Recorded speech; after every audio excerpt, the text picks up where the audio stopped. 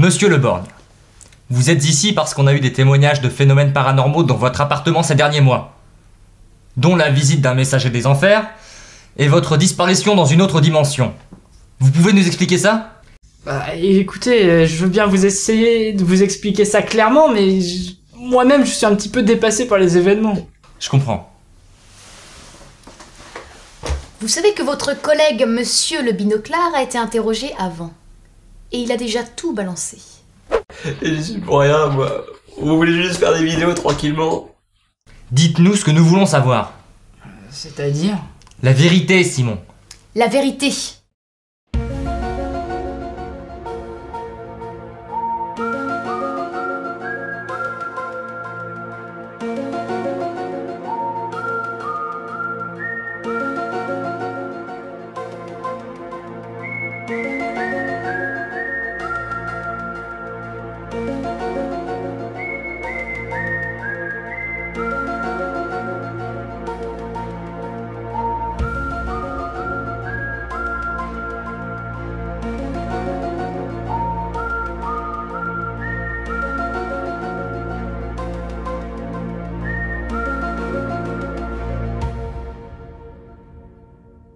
X-Files aux frontières du réel est une série de science-fiction américaine-canadienne créée par Chris Carter. Elle a été diffusée sur la Fox entre 1993 et 2002, ce qui fait 202 épisodes de 42 minutes, soit 9 saisons. Début 2016, la Fox a décidé de produire une mini-saison de 6 épisodes. Faire une critique de la globalité de la série serait pas vraiment pertinent, du coup on va se concentrer sur les deux longs métrages dérivés, à savoir X-Files le film, sorti en 1998, et X-Files Regeneration, sorti en 2006. Je suis pour rien, moi, que s'il y a des comics X-Files, je vous le jure. Je suis même né un petit peu après la sortie du premier chapitre, je peux pas être le coupable. Vous en savez beaucoup, j'ai l'impression. Parlez! Et de quoi? Où sont les microfilms ? Quoi? Non, déformation professionnelle. Les comics X-Files. Dites-nous tout.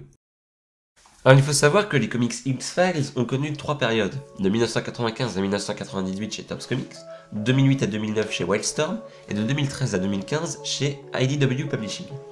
Alors Topps Comics c'est un éditeur qui est apparu dans les années 90 avec la surabondance du comics dans le marché américain, et qui est disparu en 1998 avec justement la saturation du marché et la chute du genre. On retrouve dans son catalogue beaucoup de licences, dont Dracula, Frankenstein, Jurassic Park, Xena la guerrière et surtout X-Files comme blockbuster. Donc 41 chapitres de X-Files, plus 9 chapitres spéciaux qui sont des copier-coller de certains épisodes télé. Les 12 premiers se suivent et le reste c'est quasi que du one-shot. Mais le plus important à noter pour nous, c'est le dessinateur. Niveau scénario, la majorité est signée Stéphane Petruccia, le dessinateur, lui, c'est Charlie Adler. Et ouais mon gars, Charlie Adler, le dessinateur de Walking Dead, qui livre ici ses premiers travaux avant d'avoir un dessin plus brut et plus humain sur la série avec les zombies. X-Files le film est donc le premier long métrage dérivé de la série. Il est sorti en 98, soit entre la saison 5 et 6. C'est Rob Bowman qui est à la réalisation, qui est également réalisateur sur la série Castle et sur Elektra. Quoi ? Ah oui. Mais c'est pas la première fois que vous parlez de ce film. Non. Et je pense qu'on n'a pas fini d'en parler, mais c'est pas le sujet là. Pour le scénario, on retrouve Chris Carter, créateur des X-Files, aidé par Frank Sputnitz, lui aussi scénariste sur la série. Après, pour le casting, ça reste pareil, ça veut dire David Duchovny dans le rôle de Fox Mulder et Gillian Anderson pour le rôle de Dana Scully.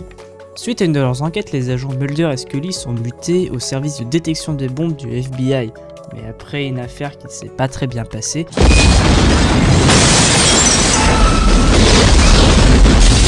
le FBI décide de séparer nos deux personnages. Un soir, alors que Mulder se bourre la gueule au bar, il reçoit la visite d'un médecin bizarre qui lui dit que l'explosion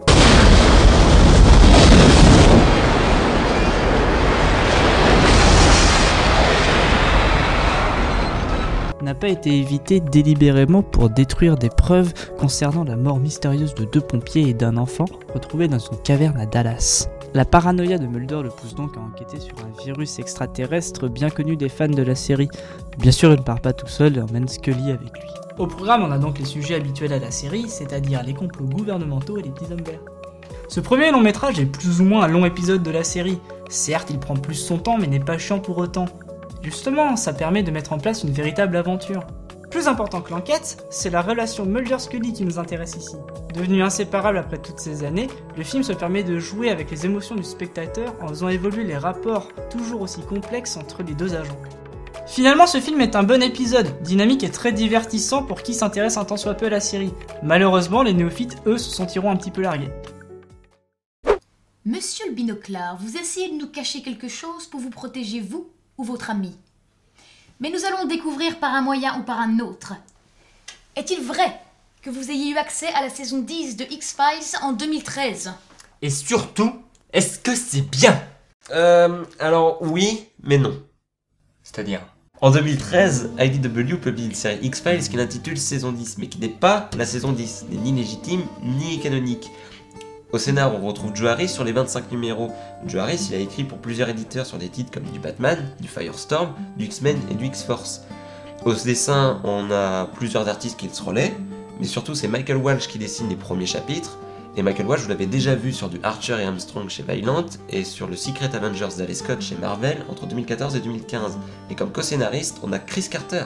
Bref, on retrouve nos deux agents qui ont pourtant quitté le FBI se remettre en service à l'issue d'une histoire très étrange où Scully s'est fait enlever par des gens encapuchonnés au pouvoir télépathique.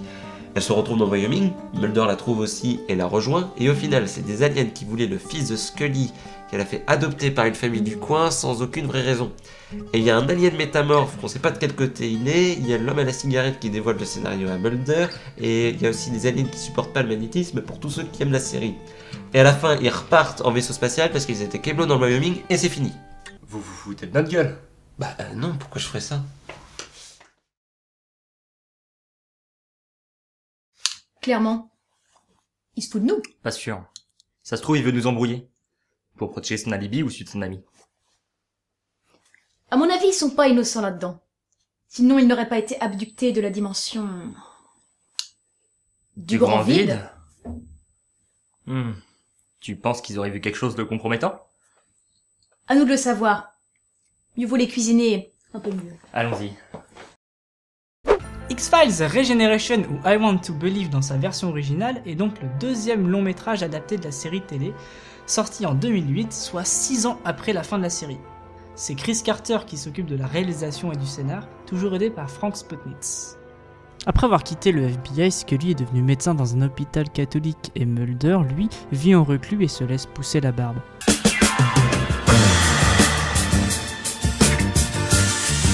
Le FBI les approche donc pour leur demander de retrouver un de leurs agents disparus. Je vais être franc, ce deuxième film n'est pas très original et même plutôt chiant. On perd ici ce qui fait le sel du matériel de base, c'est-à-dire les complots gouvernementaux et les phénomènes paranormaux. Et les phénomènes paranormaux, parlons-en, ils se résument pratiquement tous aux visions que possède un prêtre pédophile qui aide le FBI à résoudre leur enquête. Faites gaffe à ce que vous dites, monsieur. Bah attendez, je suis complètement sérieux, mais j'y peux rien s'il y a ça dans le film. En vrai, le film se limite qu'à une enquête policière pas très intéressante. Le centre de l'intrigue, c'est vraiment la relation Mulder-Scully qui maintenant vivent ensemble.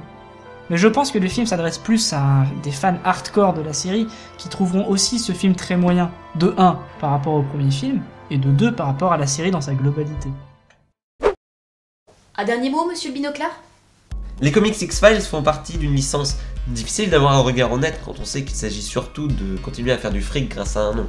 Surtout que les éditeurs mettent en place plus des faiseurs qui réalisent des commandes plutôt que des auteurs. Cependant, ce premier arc chez IDW a une certaine saveur. La narration apparaît comme celle d'un épisode dont les codes ont été retransposés sur papier. On retrouve un peu l'ambiance et le mystère qui fait le sel de la série, et c'est un travail très proche des comics Hellboy, BPRD ou Constantine. Mais c'est bien moins fort que ces derniers-là, beaucoup moins fort. Si les personnages sont déjà en place, on ne voit pas d'évolution de leur côté. Pas d'impact fort sur la continuité, ni de regard neuf sur la série en général. Finalement, on n'a pas quelque chose d'insipide, mais de trop brouillon. Le résumé que je vous ai fait tout à l'heure ne ment pas, c'est vraiment le scénario. Au final, on a des questions sans réponse qui se posent, mais ce n'est même pas fait exprès, et ça n'a aucun intérêt. Alors, on passera un relatif bon moment à lire du X-Files, mais ce n'est pas une lecture indispensable. En conclusion, je vous conseille de regarder la série, même si certains épisodes ont vieilli, ou le premier film qui est vraiment pas mal. Par contre, Regeneration, je comprends pas les intentions de Chris Carter, et pourtant, I Want to Believe. Mais bon, je pense que vous voulez notre avis sur la nouvelle saison qui a commencé en début d'année. Hein ? Et on l'a pas vu. Quoi, vous êtes sérieux ? Attendez, je veux pas m'amuser à me taper 200 épisodes pour en mater 6 de plus. Ça en vaut vraiment la peine? Vous avez peut-être raison, monsieur Le Borgne. Je peux y aller maintenant? Pour aller où? C'est-à-dire? Ah oh. Sérieux? Bien dormi? Ça veut dire que tout ça n'était qu'un rêve? Non. Non, non, non, non, non, non, non, non, on fait pas ce genre de fin, là, non. Te fous pas de ma gueule, mec. Non. Non, non, non, non, non. Non.